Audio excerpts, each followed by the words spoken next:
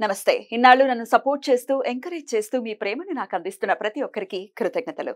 అలాగే ఈ వీడియో కూడా ఖచ్చితంగా మీకు ఉపయోగపడుతుంది. లైక్, షేర్ అండ్ సబ్స్క్రైబ్ చేసి మీ సపోర్ట్‌ని నాకు అందించండి. అలాగే ఈ వీడియో పట్ల మీకున్న అభిప్రాయాన్ని కామెంట్ సెక్షన్‌లో కామెంట్ చేసి తెలియజేయండి. ఇప్పుడు వీడియోని చూద్దాం. జ్యోతిష్య శాస్త్రం ఒక అద్భుతం. వేదాంగమైన జ్యోతిష్య శాస్త్రం అనేటువంటిది మానవ జీవన గమనానికి ఒక వరం. జ్యోతిష్య శాస్త్రం నీ జీవితంలో వెలుగునింపే ఒక భాష. ఆ భాష నీకు అర్థమైతే ప్రకృతి నీతో మాట్లాడుతుంది. అస్ట్రాలజీ నేర్చుకోవాలి అనుకునే వారికి అద్భుత అవకాశం. మురళీధర శర్మ గారి అస్ట్రాలజీ క్లాసెస్ అతి త్వరలో మొదలు కాబోతున్నాయి. 100% జాబ్ గ్యారంటీ. వివరాల కొరకు సంప్రదించండి. నమస్తే, వెల్కమ్ టు అవర్ ఛానల్. నేను పద్మిని. ప్రస్తుతంతో పాటు ప్రముఖ ఆధ్యాత్మికవేత్త, ప్రముఖ న్యూమరాలజిస్ట్, లక్ష్మీ నరసింహస్వామి ఉపాసకురాలు శ్రీమతి స్రవంతి గారు మనతో పాటు ఉన్నారు. మాట్లాడదాం. నమస్తే అక్క.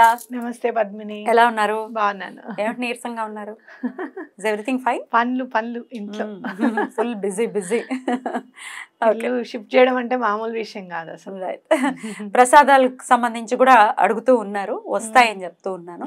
ఎందుకంటే శారీస్ అవన్నీ కూడా ప్యాకింగ్ జరగాలి, అలాగే విభూది రావాలి, కుంకుమ రావాలి, అన్ని జల్లించాలి కదా పద్మిని. కుంకుమది కూడా పువ్వులు అవి అలా ఉంటాయి కదా, అవంతా తీయాలి. ముందు మెయిన్ విభూది జల్లించాలి ముందు. మా పూర్ణావతి విభూది కూడా కలిపారు. రెండు కదా, త్రిప్రాంతకంలో జరిగింది ఇది, అన్ని కలిపి రావాలి, ప్యాకింగ్ జరగాలి. But it will take some time. ఆయన వచ్చేస్తుంది, ఇంకా 3-4 days లో వచ్చేస్తుంది. ఫ్రైడే కల్లా రిసీవ్ చేసుకో, ప్రసాదాలు వచ్చేస్తాయి. రైట్ అక్క. రేపు బుధవారం కామిక ఏకాదశి. మరి కామిక ఏకాదశిని ఎట్లా వినియోగించుకోవాలి, ఎట్లాంటి సమస్యల నుంచి అధిగమించడం, ఏకాదశి ఖచ్చితంగా మీరు చెప్తూ ఉన్నారు, అది దీపాల రూపంలో చెప్తూ ఉన్నారు, విష్ణుమూర్తిని ఎలా కొలుచుకోవాలని చెప్తున్నారు, చక్కటి వేదిక స్విచ్ వర్డ్స్ ని కూడా పరిచయం చేస్తూ ఉన్నారు. మరి బుధవారం వస్తున్నటువంటి ఏకాదశిని ఎట్లా వినియోగించుకోవాలక్క? ఎప్పుడైనా సరే ఏదైనా బుధవారం నాడు విశిష్టమైన తిథి వస్తే కనుక చాలా మంచిది. మనకి మెర్క్యూరీ బుధుడు అంటే ఎలా ఉంటుంది అని అంటే, ఈయనకి పూజించాలా వద్దా అనేది ఎప్పుడు కూడా డౌట్ ఉంటుంది అన్నమాట.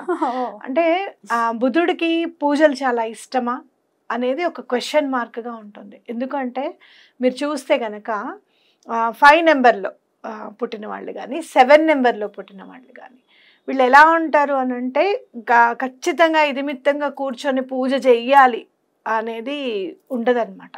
మన మనసులో భగవంతుడు ఉంటే చాలు అనే ఇది ఉంటుంది. అలాగే డెస్టినీ నెంబర్ 5 ఉంటాయి కూడా.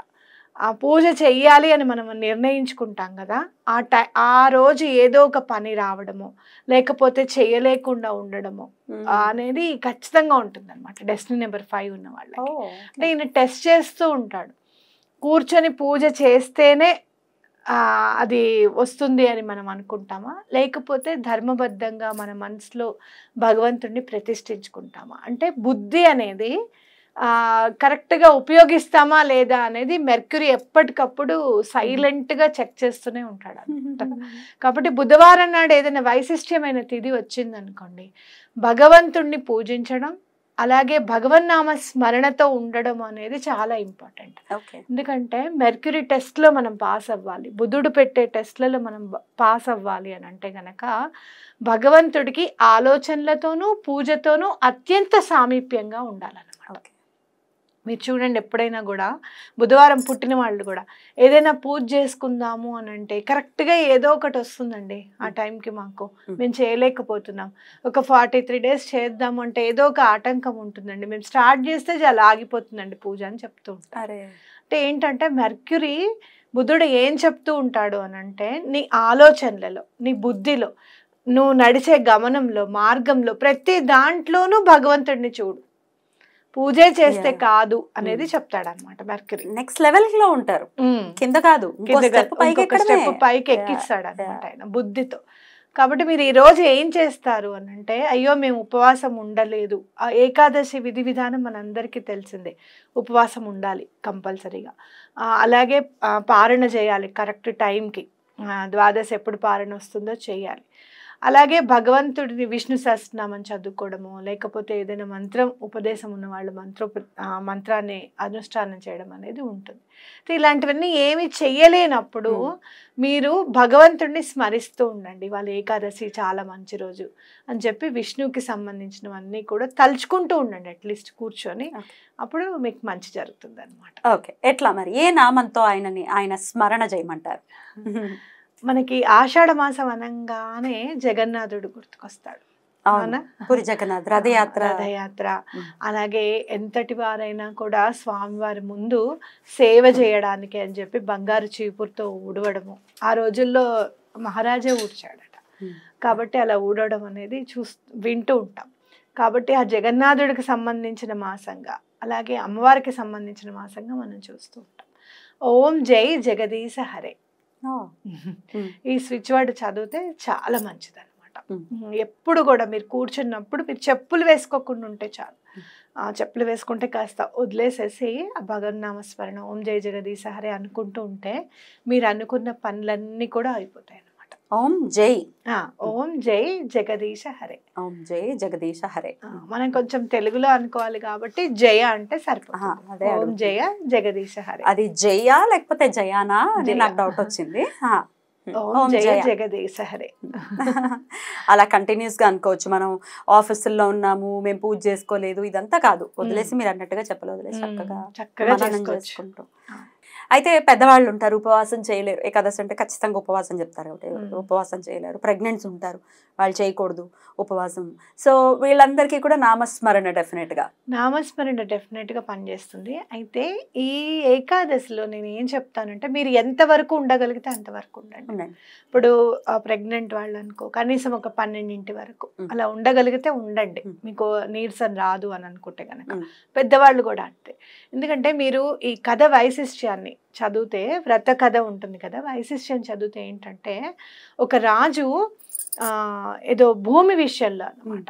భూపతి అంటే ఇక రాజు అని కూడా మనం అనుకోవచ్చు, ల్యాండ్ లార్డ్ అని రాశారు దాంట్లో.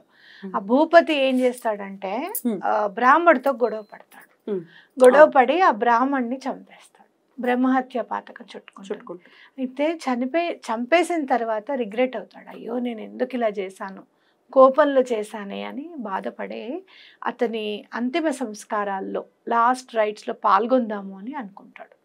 అప్పుడు ఊరి ప్రజలందరూ నువ్వే చంపి మళ్ళీ ఈ పని చేస్తావా, నువ్వు దీనికి అర్హుడివి కాదు అని చెప్పి అతన్ని బహిష్కరించేస్తారు.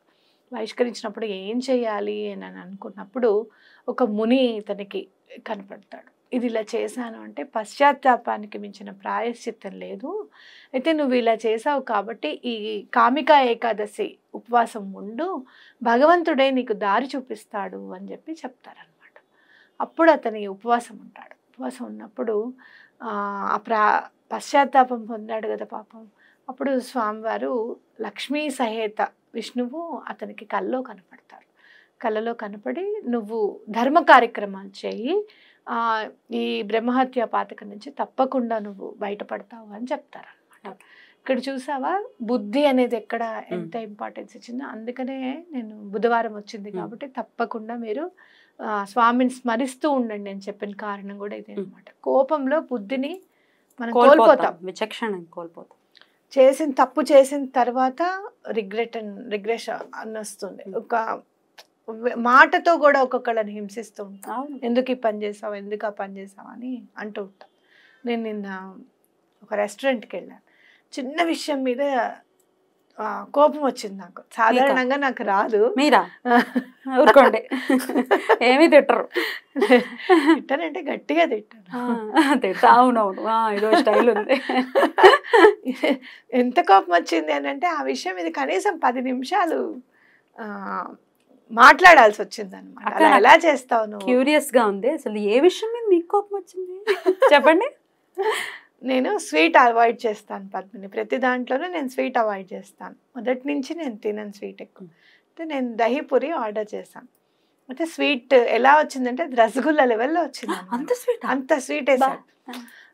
నేను కొద్దిగా ఇలా పక్క నుంచి తీసుకొని చాలా స్వీట్ ఉంది అని చెప్పొస్తే అతను చెప్తాడు, ఇది స్వీట్ లేకుండా చేయడానికి రాదు అంటాడు.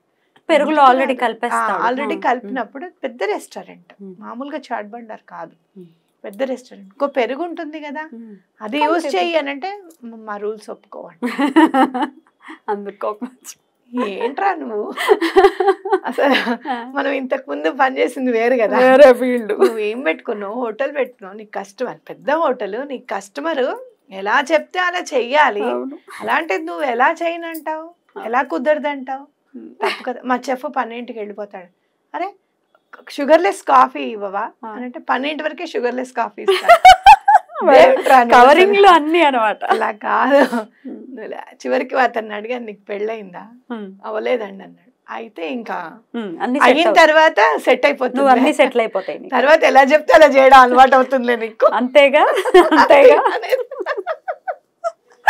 ఈ విషయానిక. కానీ వాళ్ళ మార్నింగ్ నాకు అనిపించింది అనమాట, అనవసరంగా ఆర్గ్యూ చేశానేమో, కోపం వచ్చేసింది, చాలాసేపు ఆర్గ్యూ చేయకుండా ఉండాల్సిందేమో అని అనిపించింది. సారీ చెప్పాను యూనివర్స్ కి, ఇంకెప్పుడు అలా చేయను. అంటే ఒక్కొక్కసారి మనం డీవియేట్ అయిపోతూ ఉంటాం. ఎదుటి మనిషి వ్యక్తి అవతల వ్యక్తి ప్రవర్తన వల్ల మనం డీవియేట్ అయిపోతూ ఉంటాం. మనం ఉండాల్సిన స్టేజ్ లో ఉండకుండా ఒకంత పక్కకు వచ్చేస్తాం. అదే మనుషుల స్వభావం. కానీ దాన్ని ఎరిగినవాడు, దాని నుంచి తెలుసుకున్నవాడు, నేను నిన్ను ఎలా ప్రవర్తించాలి, ఇవాళ నీకేమైనా బాధ కలిగింది అంటే మొన్నటి ప్రవర్తనలో ఏదైనా తేడా ఉందా, అందుకని మానసికంగా ఈ బాధ ఏమన్నా వచ్చిందా అని మనల్ని తరచి చూసుకోవడం అనేది చాలా ఇంపార్టెంట్. అప్పుడు డెఫినెట్ గా పరివర్తన అనేది ఉంటుంది. కాబట్టి బుద్ధిని ఎప్పుడు కూడా మనం కోల్పోకూడదు. ఒకవేళ అలాంటి పరిస్థితి వచ్చినప్పుడు మనని మనం అనలైజ్ చేసుకోవాలి. బ్యూటిఫుల్, అద్భుతంగా వివరించారక్క. మరి పారణ చేయదలుచుకున్న వాళ్ళు ద్వాదశి నాడు 8:30 లోపు తినేయండి. పొద్దున్న 8:30 లోపల, 8:30 లోపు తొందరగా అటెన్షన్ చేయాలి, త్వరగా లేవాలి, వండుకోవాలి, స్వామికి పెట్టాలి, ఆ తర్వాత మనం తినాలి. అద్భుతం, చాలా బ్యూటిఫుల్ గా ఎక్స్ప్లెయిన్ చేశారు అక్క. చక్కటి వేదిక్ స్విచ్ వర్డ్ ని కూడా పరిచయం చేశారు. అది కంటిన్యూస్ గా మననం చేయమన్నారు. అయితే లెక్క ఏమైనా ఉందా దీనికి, ఎన్నిసార్లు ఖచ్చితంగా చేయాలి అని ఆ స్విచ్ వర్డ్? ఎప్పుడైనా కూడా మనం వేదిక్ స్విచ్ వర్డ్ ఎప్పుడు చెప్పినా 108 సార్లు చెప్తాం. మీరు ఎప్పుడైనా సరే 108 సార్లు. అయితే ఈ జపం చేసేటప్పుడు మీకు ఏమైనా తులసి మాల దొరికితే చాలా మంచిది. ఎందుకు అనంటే ఎలాంటి పరిస్థితులకైనా తులసికి లొంగిపోతాడు మన విష్ణు భగవానుడు. కాబట్టి తప్పకుండా తులసిని సమర్పించడం, తులసి మాల ఇవ్వడం. మీకు ఏదన్నా చాలా కష్టంగా ఉంది, చాలా బిజీగా ఉన్నాము అని అంటే ముందు రోజే చక్కగా తులసి మాల తెచ్చేసుకొని వెళ్తూ గుళ్ళో సమర్పించడం, అలాంటివి కూడా చేయొచ్చు అనమాట. ఈసారి 11 దీపాలు పెట్టినప్పుడు ఆ దీపాల దగ్గర కూడా తులసి దళం పెట్టండి కింద. దీపానికి మనం పువ్వు అక్షింతలు అన్ని సమర్పిస్తాం కదా పూజ చేసుకునేటప్పుడు, అలా తులసి దళం కూడా సమర్పించండి. తప్పకుండా చాలా మంచి జరుగుతుంది. దీపంలో వేసేయడం కాదు, దీపంలో వేయకూడదు, దీపం దగ్గరే సమర్పించాలన్నమాట. రైట్ అక్క, బ్యూటిఫుల్ అక్క, చాలా అద్భుతంగా వివరించారు. కృతజ్ఞతలు. నమస్కారం అక్క. నమస్తే.